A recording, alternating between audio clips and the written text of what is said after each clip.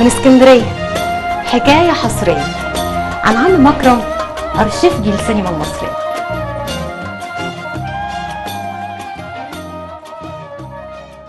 زي ما وعدتكم ان احنا راجعين تاني في جزء تاني مع استاذ مكرم سلامة، اشهر أرشيفجي في الوطن العربي وفي مصر كمان، اشهر حد جمع وثائق من كل حته في الدنيا بيجري وراها بالمشوار ويدفع فيها قد ما يدفع، بس في النهايه هو عنده هدف قومي ومشروع مهم جدا انه يحتفظ بتراث مصر على كافه المستويات.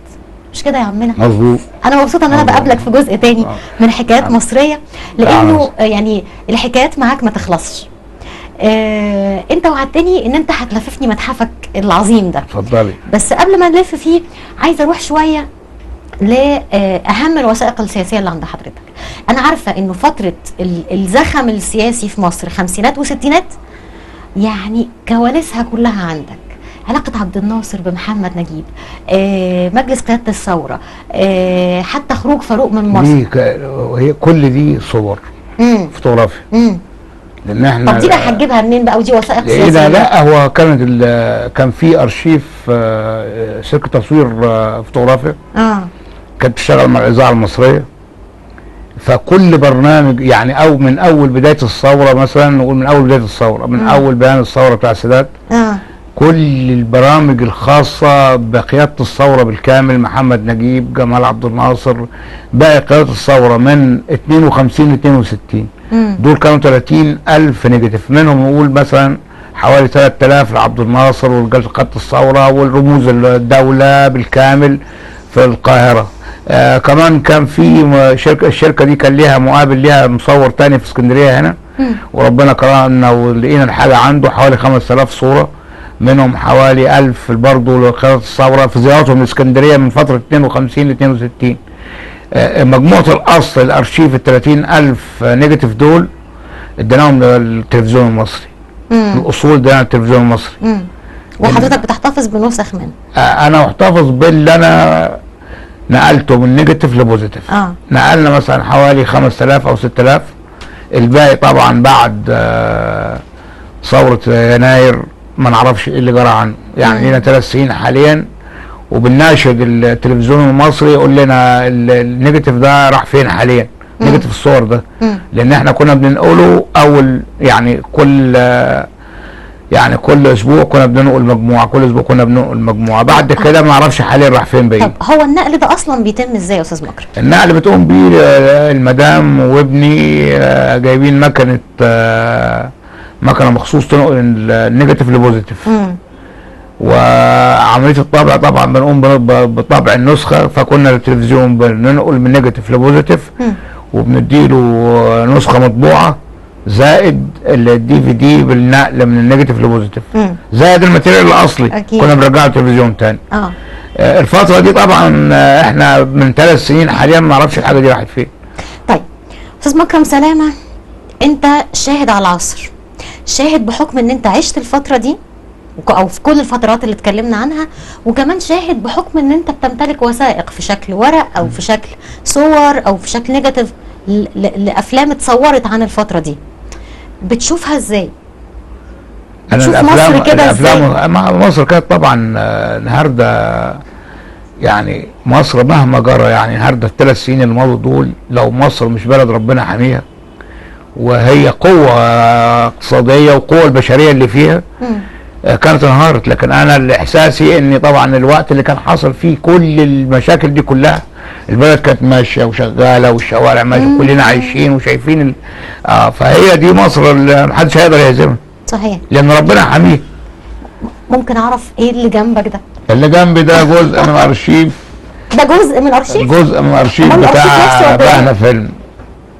ده جزء من ارشيف بهنا فيلم، لسه ما كملتش ارشفته، شغال حاليا بارشف العقود بتاعت السينمات في مصر. في جزء طبعا عن سوريا، جزء عن لبنان، جزء عن السودان ارشفنا منه جزء، والباقي لسه باقي اليمن معانا، باقي اجزاء يعني لسه ما كملناش.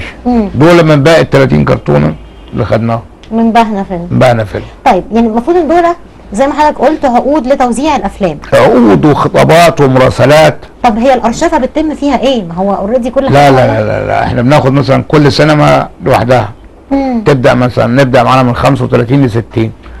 فكل فيلم اتعرض في السينما دي بعقد.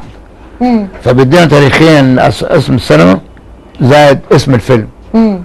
وبعد كده مثلا الفيلم طبعا اللي كان اللي اتوزع جامد بيظهر في عدد السينمات اللي خدته. فهذه الارشفه اللي احنا ماشيين عليها كل سنه لوحدها. بس كل سنه باسم السينما، يعني السينما دي مثلا توزع فيها مثلا نقول الافلام الاولى مثلا، نقول مثلا لما نقول مثلا نيجي عن الفيلم بتوع مجموعه طوب مزراحي. بيدينا مثلا نقول مثلا زي الفيلم ليلى بنت الريف او الف ليله وليله. دول مثلا اتوزعوا في كام سينما. فبناخد من اسوان لحد اسكندريه وتوزعوا في كام سينما خارج مصر. بدينا قدره الفيلم او الفيلم استمر قد ايه. المجموعه بتاعت انور وجدي نفس الحكايه، مجموعه الافلام السينمائيه الباقيه الاولانيه بتاعت بدر لاما واسيا وماري كويني واحمد جلال، المجاميع دي كلها يعني مثلا لما نيجي الفيلم بدينا مثلا دول المجموعه دي بتاعت بدر لاما اتوزع الفيلم في كام سينما. يعني الفيلم بتاع صلاح الدين، قيس وليلى، رجل بين امرأتين. فمجموعه الافلام القديمه دي بتديني ايه التقسيمه اللي كانت موجوده، الفيلم النجاح بتاعه ايه في التوزيع. ايوه النجاح ده الارشفه اللي بنشتغل بيها حاليا.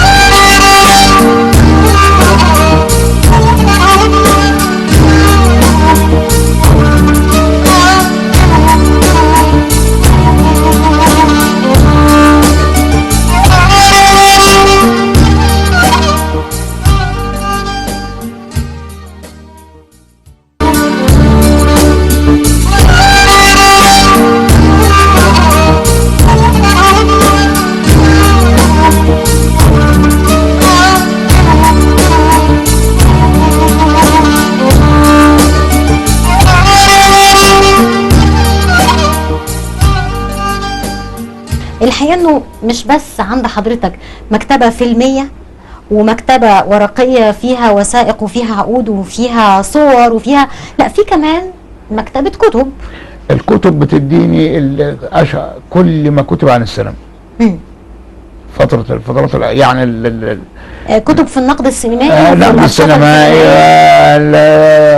اسماء الفنانين، الكتب اتعملت للفنانين، تاريخ السينما، الكتب اللي اتعملت عن الافيشات الاجنبي طبعا للعلم، يعني جبناها من انجلترا كلها.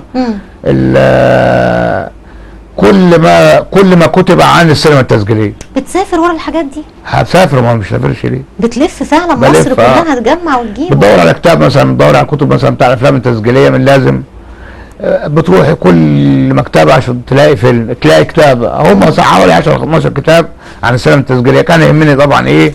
اعرف حقيقه الافلام اللي موجوده عندي ايه. فمن لازم اقراها، اقرا عنها واسال عنها وادور عليها. ربنا يديك الصحه والعمر، بس سنين كتير انت فيها في المنطقه دي، في الشغلانه دي، في العشق ده اللي انت فيه. وانت عايش بين الكنز ده، ايه اهم حاجه اتعلمتها منه وغيرت في شخصيتك؟ حسيت بايه ما بين حتى جيل وجيل، او ما بين مرحله ومرحله مرت على مصر؟ لا، كان جيل الجمال، جيل الادب، جيل الفن، جيل العلم، كل شيء حلو كان موجود. ما نقولش دلوقتي لا، لكن هو ده كانت الفتره دي الغنيه بيها مصر. الاربعينات والثلاثينات والخمسينات، ناخد مثلا في الادب، في الفن، في العلم، في كل شيء كانت رموز الفن دي موجوده في مصر كلها. يعني فتره ادتنا كل الكبار بتوع الفنانين. ناخد مثلا نجيب الريحاني، انور وجدي، يوسف وهبي. عندك شغل بتاعي نجيب الريحاني؟ نعم، عندك شغل نجيب الريحاني بيتهيألي. عندي صور، مجموعه صور نادره ليها، لقيتها في الارشيف بتاع مريم منيب، اللي هو كانوا بيقولوا حفيدته تقريبا. هم قالوا، لكن انا ما بعترفش. هي حفيدته اصلا ولا بيقولوا؟ هي بتقول بتقول انا بنته. بنته بتقول انا بنته. لكن هي مش بنته تقريبا، هي ما اعتقدش. انا عن نفسي ما اقدرش اعترف بكده. نجيب الريحاني طبعا الفتره اللي بتقول انا اتولدت فيها هي كان 39 فتره الحرب العالميه. طب نجيب الريحاني ما خرجش من مصر الفتره دي، او ما فيش كان اتصال بين مصر واوروبا ان كانت في حرب. هو البعض بيقول انه هي بتقول انا بنته، لكن البعض بيقول ان هي الابنه المتبناه اللي تبنتها بديعه مصابي. لا مش هي دي. لا الابنه المتبناه ابن عربيه، ابن مصريه يعني. وانت عندك شغل بديعه مصابني برضه؟ عندي صور ليها، وعندي يعني الجوابات، الحاجات بتاعتها يعني، اجزاء منها يعني. اجزاء منها. وايه تاني عن الفنانين تعرفوا كده، نوادرهم، حكاياتهم؟ اني مثلا تلاقي مثلا فيلم بيجمع مثلا 20 فنان في فيلم واحد، وكلهم بيشتغلوا مساندة لبعض. بص بقى، يعني مش ماديا. ده انا بقف قدام فيلم غزل البنات ده، أيوة. بتسمر قدامه كده. الناس دي اتجمعت ازاي؟ فيلم عنبر. عنبر شوفي كام فنان، كام رمز، كل واحد ممكن يقوم بفيلم. لكن كان ممكن ياخد حته دور صغير وبيسند ساندين الفيلم كلهم مع بعضهم. يعني لما غزل البنات النهارده بنشوف احنا الريحاني مع ليلى مراد، مع يوسف وهبي، مع محمد عبد الوهاب، مع الرموز دي كلها، استيفان روستي، كل الرموز دي تجميعه غريب. لا يعني ما هو كانوا بيساندوا بعض. والفيلم طبعا عشان تكلفته قليله، لكن هم كانوا انت بتخدمني المره دي، انا بخدمك المره الجايه. والفيلم لما يجي ايراد بيتوزع عليهم برضه مع بعضهم. بس هم كانوا دايما يقول لك بما ان احنا في غزل البنات وانور وجدي له كده مشهدين في الاخر، بس يقول لك انه انور وجدي من اشطر مش بس المخرجين والممثلين، لكن المنتجين كمان، كان يتشطر على الفنانين، صح؟ هو كان يعني كان بيحب الفلوس وما خدش حاجه من الفلوس. مش عارفه ليه اغلبهم يا حبايبي يعني اتوفوا وفاه مأساويه، في مرض ربما، في فقر، في يعني مثلا هو برضه نعم، انور وجدي برضه هو مات، يعني مات برضه، ما هو ما خلفش. يعني هو اتجوز ليلى مراد، كان بيحب الفلوس، استغلها فتره. وبين اتجوز ليلى فوزي برضه. ليلى فوزي هي زوجة الوفاه كانت. هي فضلت معاه لحد الوفاه. هي اتجوزته لما اتجوزته بره لما كان مريض، وتوفى ورجعت معاه وورثت فيه. نصيب. ما عشان من حقنا احنا بقى نشوف الكنز دوت الدول. ليلى فوزي دي كمان كانت قمر، جميله الجميلات فعلا. طيب ما تيجي بقى توريني بقى الشغل العظيم ده. اتفضل. نبتدي منين؟ اتفضل. نبدا من الاول، من هنا مجموعه الافيشات. طيب يلا بينا، اتفضل. بس بقول لك ايه، انا عايزه اقابل المدام كمان عشان موجوده. احييها. هي المدام هي اللي عامله الشغل كله، من الارشفه كلها. تمام. الارشفه كلها. هنبتدي منين؟ هنبتدي من الجنب ده، نتفرج على المجموعه دي كده. اتفضلي. شكرا. بس انور. انور لكم بس افتح.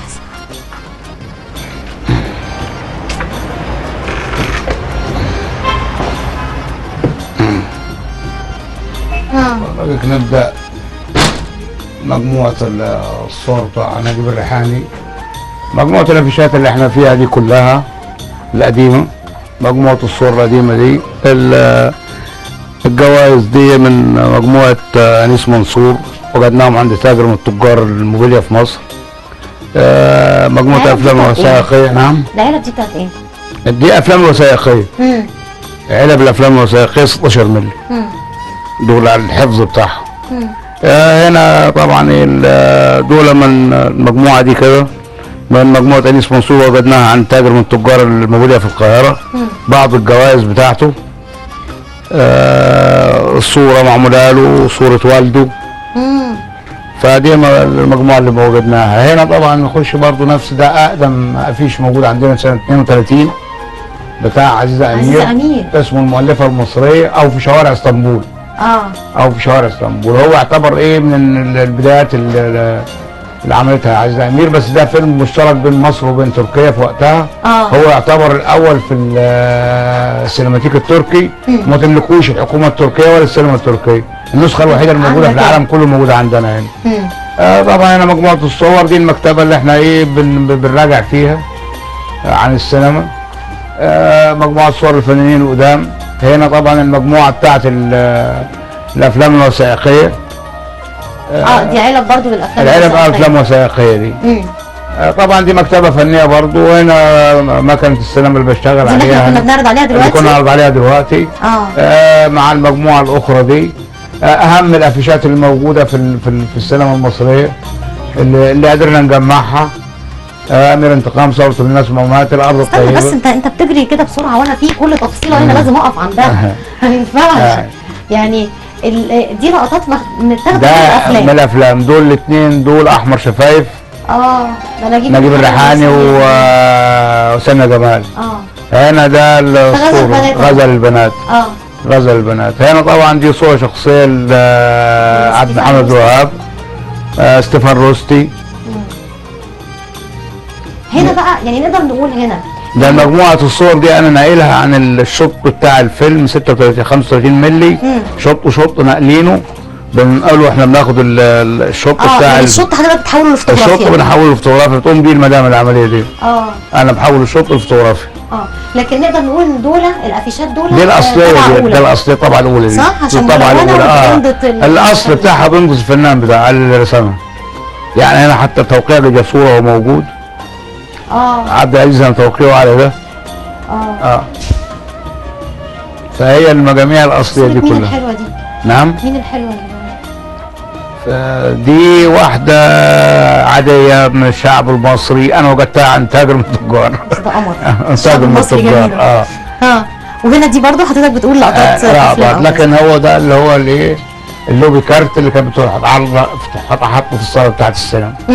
طيب أنت بتقول لي إنه المدام هي اللي بتقوم بالعملية دي. عملية النقل. عندنا جهاز. هي انا طبعا العمليات اللي بتبقى الالكترونيه ده مش شغلتي. انا بشتغل في القديم. هم اللي بيرشفوا كل اللي موجود هنا.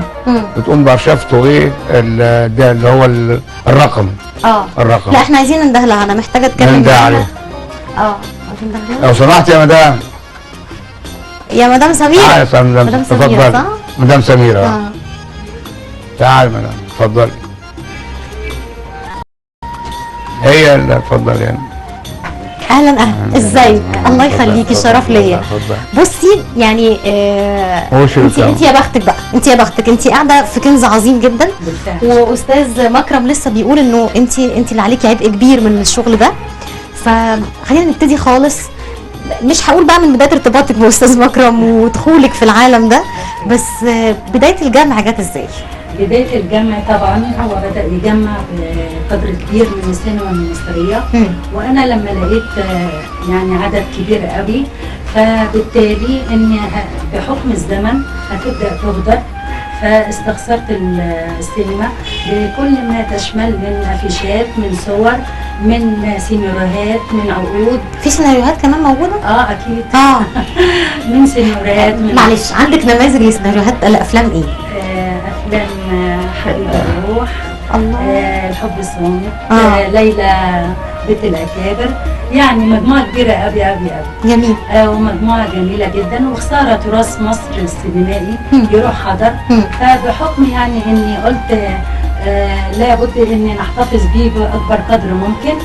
بس يعني حاولت نبحث على إيه اللي يسون السينما المصرية، عشان أجيالنا القادمة بتوع المستقبل يعرفوا قمة العظمة اللي احنا كنا فيها من الفنانين والمخرجين والكتباء والملحنين وإلى آخره. بس المهم عملت بحث في النت، رحت اتوصلت الجهاز من أمريكا، رحنا جبناه، عملت عليه اسكان وبعض الاشياء السينمائيه والافيشات. لا الافيشات طبعا لا، لان الجهاز مخصص للصور بس، للصور من نيجاتيف، وممكن يعمل من نيجاتيف لبوزيتيف. بالفعل جبت الجهاز وحاولت الم بكل ما دخل بيتي من السينما المصريه، وعملت بالبدء يعني انا وابني، انا اعمل شيء وابني يكمل. بالفعل عملت سكان وعملت برينتر وعملت لبعض الصور ريزوليوشن عالي، يعني تعديل في الصور، في جودة الصورة، في جودة الصورة، مش يعني ما تغيش على شكل الصورة. بس ما فيهاش مساحة لعب، يعني ما فيهاش مثلا انا الون افيش هو اصلا. لا لا لا لا لا انتوا محتفظين بيها هي بنفسها بشكلها. ما تيجوا نقعد. طيب يعني بس المهم يعني فبعض الصور طبعا فيها بعض الرتوش بحكم الزمن اكيد. ويعني بجملها وبحاول اعملها سكان. استني يعني بتعملي مثلا زي الصور القديمه كده، كان صور قرايبنا بتوع زمان بقى ابيض واسود تلاقي وحاطط لها رموش كده في الاستوديو بتاع. عارفه انت مفيش الكلام ده؟ لا على الاصل بتاعها، على الاصل بتاعها. هو بس تديها ريزولوشن عالي عشان لو هتطبع مثلا لحد مقاس متر او مترين او 5 متر او 10 متر عشان تطلع الصوره تبقى نقيه، جودتها كويسه. نقيه. لكن ما تضيفيش فيها حاجه، ما غيرناش حاجه. لا ما غيرناش حاجه ولا غير، ما فيش اجمل من طبيعتها، والابيض في اسود يعني ده سحر طبيعته. ده الناس اصلا دلوقتي بيصوروا ابيض واسود. طبعا صراحه يعني مريح للاعصاب والعين وكله. بس فبنعمل له برينتر نعمل له سكان وبرينتر، وبعدين بنعمل بقدر الامكان ان نطبعه ونارشفه بحكم يعني الفيلم كامل، نعمله في فولدر. وبالطريقه ديت انا ضمنت صيانه السينما المصريه لاجيال قادمه كتير. يعني احتفظتي بالفيلم في فولدر على الكمبيوتر خلاص؟ لا اوكي، وطبعته وعملت له بقى ارشفه، وبعدين طبعا بحطه في فولدر كل فيلم كامل بحيث ان يبقى مريح للاعصاب. اول ما تفتحي الفولدر يبقى مكمل لبعضه. هنلاقي ايه لما نفتح الفولدر؟ تلاقي الفيلم بدايته لنهايته، كل مشهد يعني الصور بتاعته مثلا او كده، لقطه اولى لقطه ثانيه، يعني زي ما بتحضري فيلم عادي. احداث الفيلم نفسها ماشيه صوره. عارفه زي الفيلم الكرتون كده، فكره الكرتون اللي بيتجمع صور جنب بعضها. انت عاملاها صور. انا عاملاها بقى احداث الفيلم، المشهد احداث الفيلم تكمل بعض. سي مثل ده ابتدوا بيه الخطوه الثانيه والى اخره. بس فبتبقى جميله قوي، وانا ضمنت التراث المصري السينمائي المصري فعلا لاجيال قادمه ومستقبليه لاولادي واحفادي والى اخره. طيب يعني الفيلم ده او الفولدر اللي عليه الفيلم السينمائي ايا ما كان يعني هنلاقي حضرتك بتقول تتابع الصور حسب المشاهد، هنلاقي مثلا انه اسم المؤلف، اسم المخرج، الابطال، مدير التصوير، المنتج، شركه الانتاج، وسنه العرض او سنه الانتاج. بالزبط. ده كله هيكون جوه الفولدر عن اي فيلم. بالظبط. بعمله زي سيريال نمبر. لا دي مساله صعبه على فكره. هي صعبه، بس انا عشان انا انت حباها شكلك. عشقاها كمان مش حباها. ويعني بصراحه اني انا حاليا لما بلاقي فيلم قديم بتفرج عليه اكتر من الجديد. في يعني فيلم بتشوفيه في التلفزيون وتقولي الفيلم ده مش عندي، يعني عايزه تجيبيه لسه من القديم؟ ممكن يكون في الافلام قديمه قوي قوي، ممكن احضرها على المكنه. على المكنه؟ الفيلم الوثائقي. طب ده بالنسبه ان انا ما كنتش لسه اتولدت يعني. طيب ده بالنسبه يعني انت بتعملي ارشفه صور. طيب بالنسبه للفيلم اللي هو نسخته متهالكه يعني قديم خالص، يعني احنا كنا بنشوف مثلا فيلم النيل دلوقتي اللي هو مع استاذ مكرم، اول ما دخلت كان مشغله بصوت صلاح جاهين والتلمساني اخراج. النسخه قديمه صحيح حالتها جيده، بس بيتم التعامل ازاي مع نسخ الافلام اللي حالتها متهالكه فيها كده بنوديها لشركه مخصصه تغسل الفيلم وتوضبه. ده مش عندك انت؟ مش عندنا، لا ما عندناش. لا احنا عندنا هنا بس يعني الفوتوغرافيا بس. لما بنراجع الفيلم لو يعني الحاجات المهمه من لازم نروح ندفع عليها فلوس، بيوضبوها لنا بنجيبها تاني معانا، بيجيبوها لنا تاني. لكن لازم الفيلم يتنضف ويتغسل. احنا اللي نقدر نعمله هنا حاجه واحده، ان احنا الفيلم بنراجعه مرتين ثلاثه بيشيل الايه التراب والحاجه اللي عليه. لكن هو الحفظ حاطينهم في العلب بتاعته عشان ما ياخدش تراب في العرض بتاعه، بعد كده بيبقى العرض جيد بتاعه.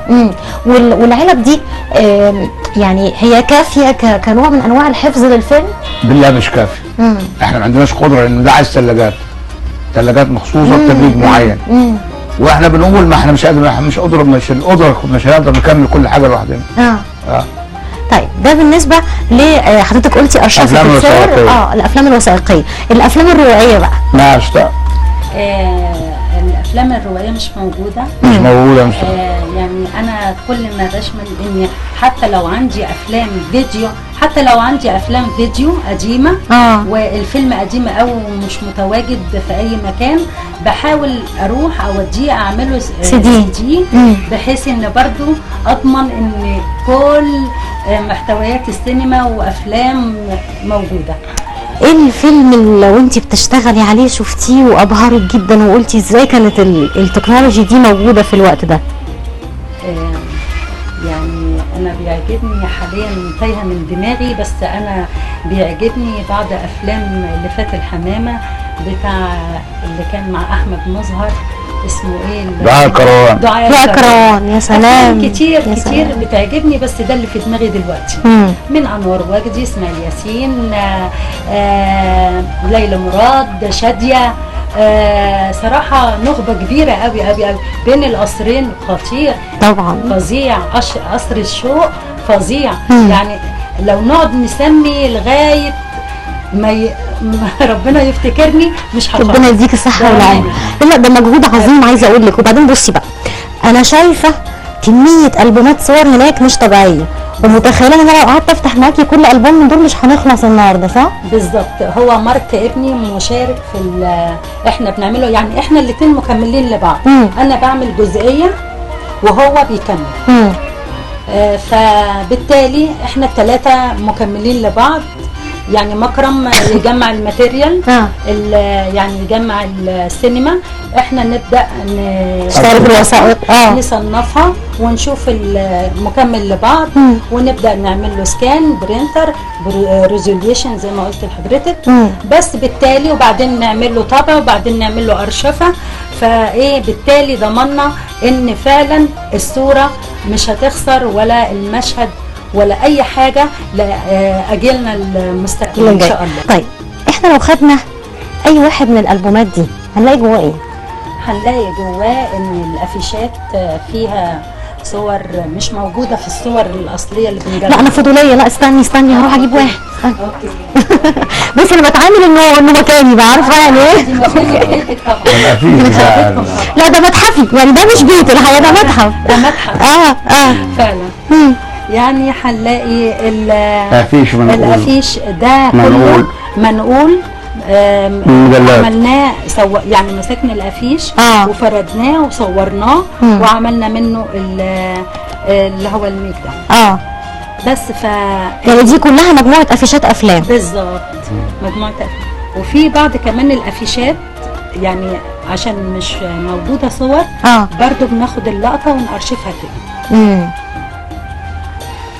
لا ده حاجه عظيمه جدا. ليلى مراد يعني صراحه تراث خساره ان يهدر. خساره يعني، اهو كده احسن ما يكون من غير ارشفه ومحطوط في فولدر بيهدر مع التراب مع. لا وفي يعني في حاجه رائعه حاصله، يعني انا شايفاها انه مثلا لو اخذنا فيلم بنات شربات مثلا هنلاقي ان هو انتج فيه 30/7/51 ده تاريخ الانتاج مش كده؟ فانه يعني مش بس الافيش محطوط لكن كمان سنه الانتاج. بالظبط. حلو قوي. لا مجموعه عظيمه عندكم. طيب يعني ده مجهود كبير، خليني اقول لك، وانت بتقولي انه مارك كمان بيساعدك في الحكايه دي. هو كمان برضو مسؤول عن مساله ارشفه الافيشات. مسؤول يعني، انا بحاول بقدر الامكان الدور اللي انا بقوم بيه مقسمين الادوار ما بينكم انتوا. مقسمين الادوار وبنكمل بعض يعني. المهم في النهايه المحصوله ان تكون المحصله ان تكون ايه، ان هو اوريدي ان احتفظنا بيه بقدر الامكان بدل ما يهدر، ومركزه قوي على كلمه لابد من اجيالنا القادمه تتعرف على عظمائنا. انتوا عيله فنيه جميله بجد، وانا فرحانه قوي بالشغل اللي انت بتعمليه. يعني اللي استاذ مكرم عمله ده شيء عظيم جدا، واللي انت بتعمليه يعني لا يقل عظمه صدقيني، لانه انت فعلا بتحفظي للاجيال، فده شيء رائع. شيء رائع. طيب انا شاكره ليكي، وخليني بقى اكمل مع استاذ مكرم نخش جوه عشان انا عارفه الكوريدور اللي جوه ده شكله مليان. متشكره ليكي جدا. ميرسي. فرصه سعيده. ميرسي. انا الاسعد، كتر خيرك. اتفضل.